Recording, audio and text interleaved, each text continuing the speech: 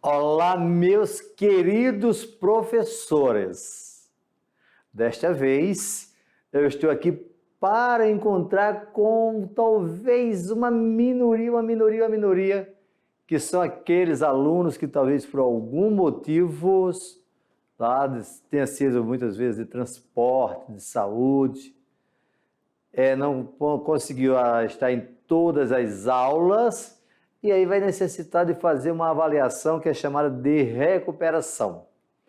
E essa recuperação justamente é a nossa aula de hoje, tá? No qual nós vamos ter a recuperação aí, observando a população mundial e suas diversidades, os movimentos migratórios que nós temos pelo mundo, tá? Movimentos migratórios dentro do Brasil. Portanto, vamos observar aí, quando nós falamos de população, para você que veio fazer uma prova e teve dificuldades, vamos entender a questão da estrutura da população. Quando nós falamos de estrutura da população, nós estamos falando de quê? De questão de idade, que pode ser jovens, adultos e idosos. Nós estamos falando de gênero, homens e mulheres. Isso nós podemos observar através das pirâmides etárias, que de um modo geral a população vem envelhecendo. Esse envelhecimento traz consequências para a previdência social e para a população economicamente ativa, tá? Diante disso, quando nós falamos de idade e gênero, nós podemos observar que nos últimos anos a população vem diminuindo muito. Por quê? As taxas de natalidade têm caído bastante. Caíram porque ocorreu a taxa de fecundidade, que é o número de filhos por mulher. E aumentou a expectativa de vida. Isso está relacionado principalmente às condições socio e econômicas, ou seja, às melhorias sociais, ao avanço da economia da urbanização, no qual na cidade fica mais difícil criar os filhos. E isso traz a diminuição do crescimento demográfico natural. Diante disso aí, a população do mundo vem envelhecendo e tem como causa o avanço da medicina, tá? Que veio acompanhado de quê? Da tecnologia. Está relacionado com alimentação. A alimentação melhorou a qualidade dos alimentos, aumentou a quantidade de alimentos. Eu não estou dizendo aqui que não existe mais fome. A fome continua existindo. Mas se eu comparo a alimentação do século XXI com o início da alimentação do século XX, naquele momento, muitas vezes a pessoa tinha o dinheiro para comprar alimento e não tinha o alimento. Por causa de quê? Da questão do avanço dos meios de transporte. Portanto, nos últimos anos, vem melhorando bastante. Isso fez com que tenha uma mudança na população. Observa aqui, 1950 vamos trazer até o hoje. Nós estamos aqui, 2020, certo? E olha a partir daqui como a população vai ter alterações. Tá? Portanto, nós temos que o número tanto da população absoluta, que é a população total, quanto a população relativa de idosos vem aumentando, não apenas só no Brasil, como também no mundo. Isso traz consequências para a previdência social, tá? Diante disso, nós temos observado que a taxa de fecundidade, que é o número de filhos por mulher, vem caindo bastante, muito mesmo, tá? e vários países vêm apresentando uma grande população de idosos. Isso vai trazer consequências diretamente na pirâmide etária, tá?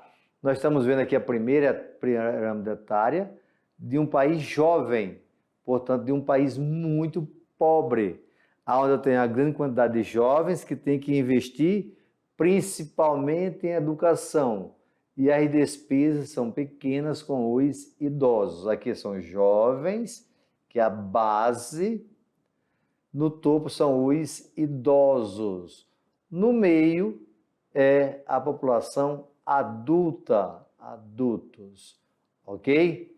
Portanto, fique atento quando analisamos uma pirâmide etária de um país jovem e quando analisamos de um país adulto.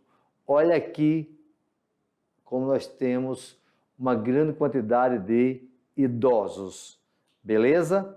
Portanto, as pirâmides são totalmente diferenciadas. Por quê? Aqui caiu bastante a taxa de fecundidade e aumentou a expectativa de vida, portanto, aumentando as despesas. Isso faz parte principalmente dos países desenvolvidos. Mas o Brasil, que é um país emergente, passa por essa alteração, ok? Portanto, fique atento se você vai fazer uma provazinha de recuperação. Um país idoso, isso nós vamos encontrar lá na Europa. É um país no qual você observa a pirâmide etária muito diferenciada. Ó. Detalhe, desse lado são mulheres, desse lado são os homens. Olha como as mulheres vivem mais do que os homens. E o que é que nós vamos ter aqui? Um país que vai ter um grave problema com a previdência social. E, claro, tem de buscar os jovens em outros países para continuar crescendo. Tá? Portanto, são fatores que nós podemos analisar que vai interferir diretamente no que chamamos de população economicamente ativa, que é aquelas pessoas que estão na idade de trabalhar. Diante disso, esse país, quando é o caso do Brasil, é chamado de quê? Nós temos hoje uma grande quantidade de pessoas para trabalhar, portanto, o Brasil está vivendo um bônus demográfico. Bônus demográfico, ok? Portanto, dentro disso aí, o Brasil passa por essa nova característica.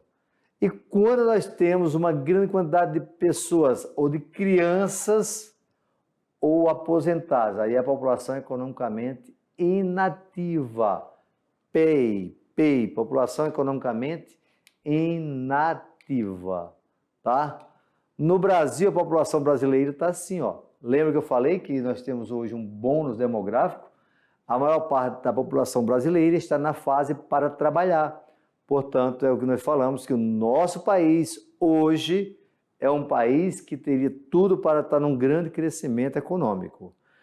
Diante disso, a maior parte da população trabalha no setor terciário, que é o setor do comércio e serviços.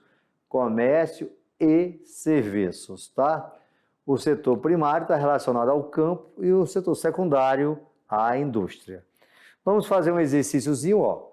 Observa as seguintes pirâmides etárias brasileiras. 1980, 2010, que foi justamente quando teve o último censo demográfico. O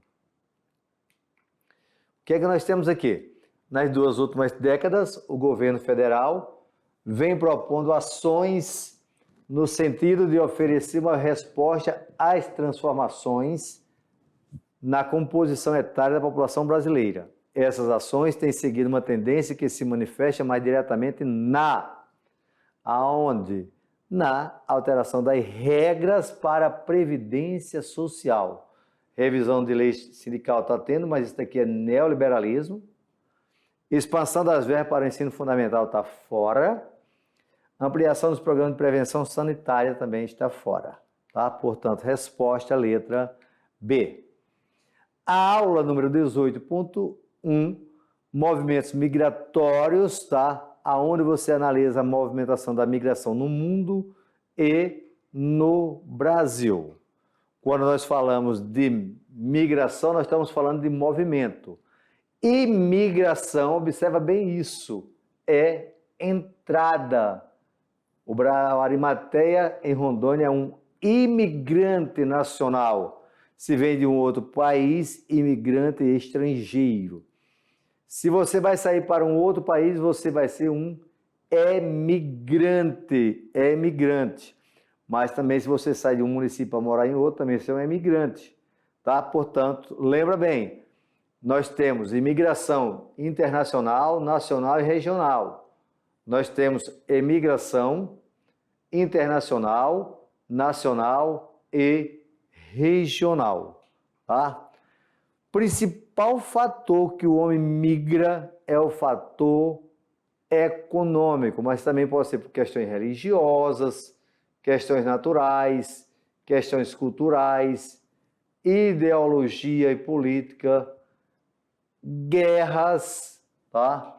Sendo que o principal fator é o fator econômico. Portanto, quando você sai de um país para o outro, você está buscando melhor qualidade de vida, melhor condições geoeconômicas. Dentro do nosso Brasil e no mundo, você pode migrar de forma voluntária, migração forçada, como é a guerra da Ucrânia, ou uma migração controlada, como faz alguns países. E isso provoca muitas vezes, nessa migração forçada, o que chamamos como refugiados, que pode ser por questões de políticas, como da Venezuela para o Brasil, por questões de guerras que não estão ocorrendo na Ucrânia, ou por questões de guerrilhas, como já ocorreu na Colômbia. Além desses fatores, quando nós estamos migrando, muitas vezes aumentam a fome. Na cidade hoje de Porto Velho, se observa muito nos sinais as pessoas com uma placa pedindo alimento para comprar alimentos. Mas muitas vezes tem discriminações sobre questão racial, questão social ou religiosa. Tem ambiental? Tem, como foi o caso de Brumadinho, tá? Foi uma questão ambiental, certo?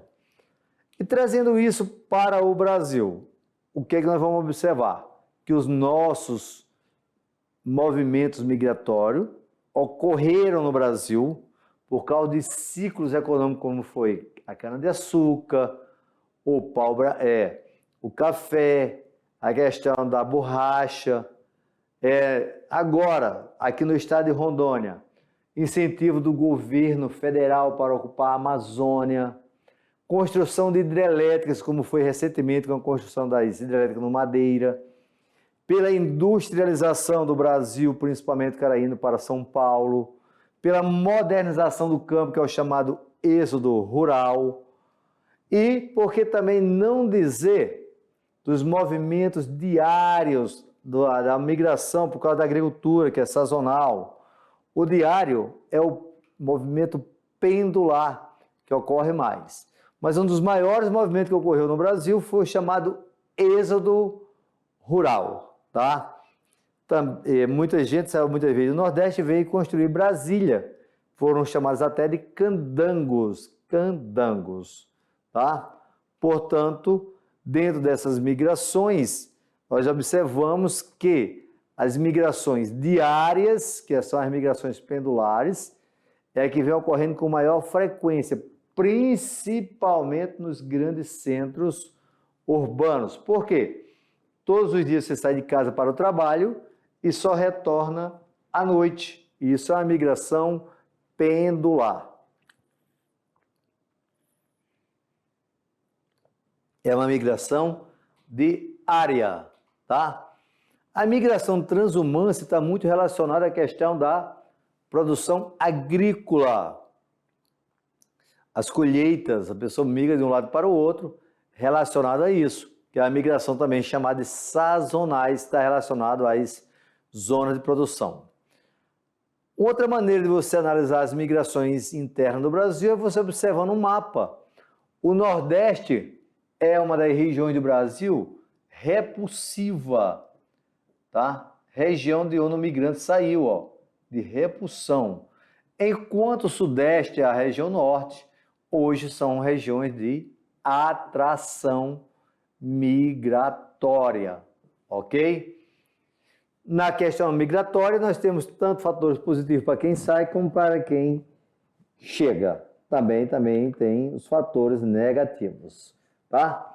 A primeira pergunta aí, são pessoas que estão fora do país de origem devido a fundados temores de perseguição relacionada a questões de raça, religião, nacionalidade, pertencimento a um determinado grupo ou opinião política, como também devido a conflitos armados e desastres naturais. O enunciado refere-se a refugiados, tá? Refugiados, beleza? Vamos para a nossa última revisão.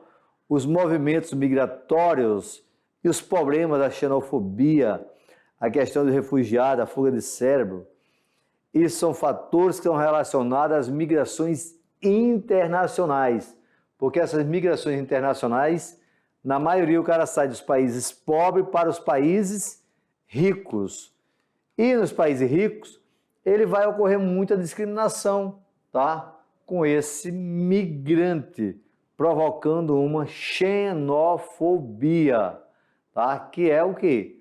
Uma aversão ao imigrante, é uma discriminação dirigida a pessoas de outras raças, culturas, crenças e grupos, principalmente na Europa e nos Estados Unidos, na Europa com os asiáticos e africanos, e nos Estados Unidos com os latinos, tá? Temos uma fuga também de cérebros, que é a mão de obra qualificada ou especializada, que busca os países mais desenvolvidos, porque eles oferecem melhores condições socioeconômicas, trazendo prejuízo para os países pobres que liberaram essa mão de obra. Um grande exemplo hoje é a Índia, que libera milhares de indianos que buscam melhores condições de vida nos Estados Unidos, tá? Diante disso, fazendo o último exercício aí para a gente ter essa tranquilidade de uma boa recuperação, nós temos no mundo globalizado um tipo de migração internacional em evidência, a chamada fuga de cérebro. Esse tipo de migração consiste em deslocamento de profissionais especializados para aplicar seus conhecimentos em outros países, tá? Portanto, meus queridos, tá? Jovens, meus queridos professores, agora nós chegamos ao final do nosso encontro em Geografia Geral. Com certeza, todos vocês tiveram 100% de aprovação. E muito obrigado mais uma vez. Agradecer em nome do arquiteto do universo por nos darmos essa oportunidade de estarmos juntos. Agradecer ao governo do estado de Rondônia, à Secretaria Estadual de Educação, ao professor Rogério, ao professor Jorge e o professor que vos fala aqui, o professor Arimateia, por toda a atenção que vocês deram às nossas aulas, por estar sempre participando e, claro, por todos aqueles da mediação tecnológica que no momento estão nos bastidores, tá, nas gravações da geografia para levar até vocês isso tudo que tem de melhor. Muito obrigado e até a geografia de Rondônia.